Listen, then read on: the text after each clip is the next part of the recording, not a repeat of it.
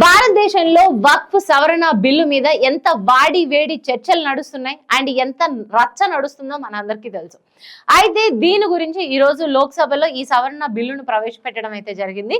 Morning ప్రశ్నోత్తరాల సమయం ఏదైతే ఉందో అది గడిచిన తరువాత ఈ బిల్లుని ప్రవేశపెట్టడం అయితే జరిగింది. దాని మీద మొత్తంగా 8 అవర్స్ అక్కడున్న మన నాయకులు చర్చిస్తారు. ఎవరైతే ఎన్డీఏ కూటమి దీనికి ఓకేగా ఉన్నారో లేకపోతే దీనికి విపక్షంగా ఎవరున్నారో వాళ్ళందరూ కలిసి 8 గంటల పాటు దీని మీద చర్చిస్తారు. అయితే దీని గురించి కేంద్ర న్యాయ మైనారిటీ పార్లమెంటరీ వ్యవహారాల శాఖ మంత్రి కిరణ్ రిజిజు మాట్లాడడం అయితే జరిగింది. వక్ఫ్ సవరణ బిల్లు ముందుగా వక్ఫ్ చట్టం గురించి మాట్లాడుతూ అది చాలా హింసాత్మకమైంది, క్రూరాత్మకమైంది అని ఆయన మాట్లాడడం ఇప్పుడు చాలా వివాదాస్పదంగా మారింది. ఎందుకు అంటే ఆయన ఈ మాట ఎందుకు అన్నారు అనేది మనకు తెలియాలంటే ముందు వక్ఫ్ బిల్లు గురించి మనకు తెలియాలి, వక్ఫ్ చట్టం గురించి మనకు తెలియాలి. 1995లో సెక్షన్ 40 అనేది చాలా వివాదాస్పదమైంది.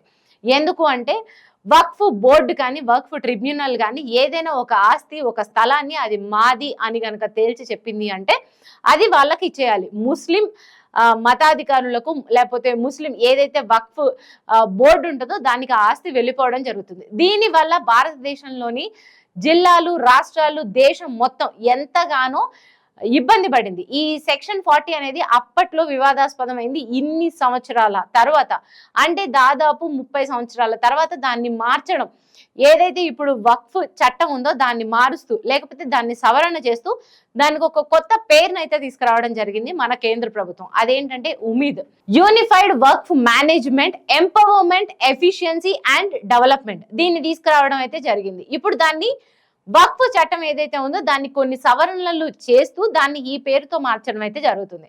ఇంతకు ముందు ఏంటి, ఏదైనా వక్ఫ్ బోర్డు ఇది మా ఆస్తి అని చెప్తే దాన్ని కంపల్సరీ వాళ్ళకి చేయాల్సిందే. కానీ ఇప్పుడు అలా కాదు, దాని మీద నిర్ణయం తీసుకోవాల్సింది మన రాష్ట్ర ప్రభుత్వం చేత. ఎవరైతే ఒక అధికారిని అక్కడ ఉంచుతారో ఆయన ఒక లాస్ట్ డెసిషన్ తీసుకోవాలి. ఇప్పుడు అది జిల్లా కలెక్టర్ చేతిలోకి వెళ్ళబోతోంది. అండ్ ఇదే కాదు, ఇంకా చాలా ఉన్నాయి. ఏదైనా ఒక వక్ఫ్ బోర్డ్ ఒక తీర్పు ఇచ్చిందంటే దాని మీద ఇంతకు ముందు న్యాయస్థానాలకు వెళ్ళి పోరాడడానికి ఎవరికి హక్కు ఉండేది కాదు. ఇప్పుడు ఆ హక్కుని కల్పిస్తూ హైకోర్టులో దాన్ని సవాల్ చేసుకోవచ్చు అనేది కూడా ఒక కేంద్ర ప్రభుత్వం ఒకటి ఆశ అయితే మనకు కల్పించింది. అండ్ ఇలాంటివే ఇంకా చాలా ఉన్నాయి వక్ఫ్ బోర్డులకు సంబంధించి. ఇప్పుడు దాని సవరణ బిల్లు కనుక జరిగితే అది చాలా మందికి చాలా విధాలుగా హెల్ప్ అవుతుంది.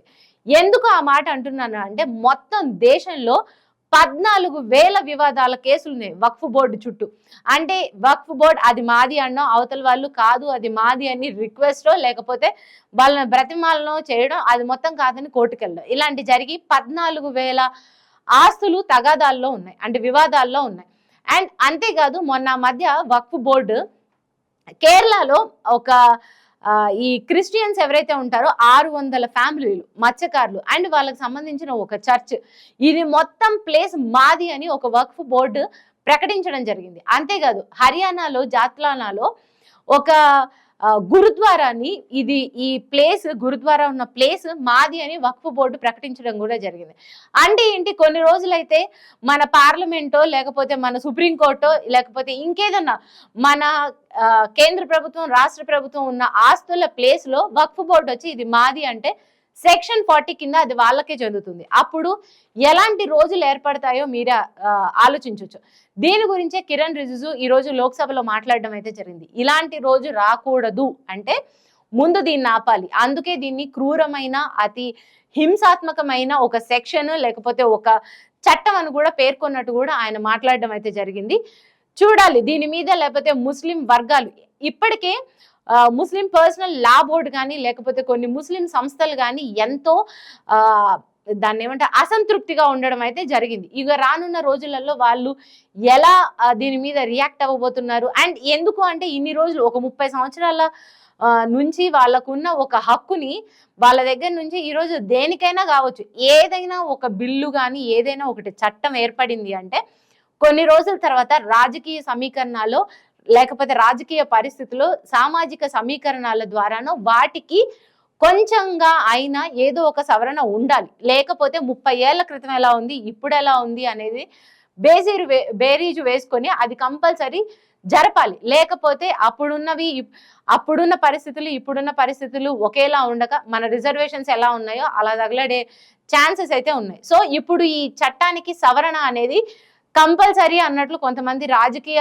విశ్లేషకులు అయితే అనుకుంటున్నారు. చూడాలి రానున్న రోజుల్లో ముస్లిం వర్గాలు దీని మీద ఎలా స్పందిస్తాయనే దాని మీద కూడా మనం వేచి చూడాలి.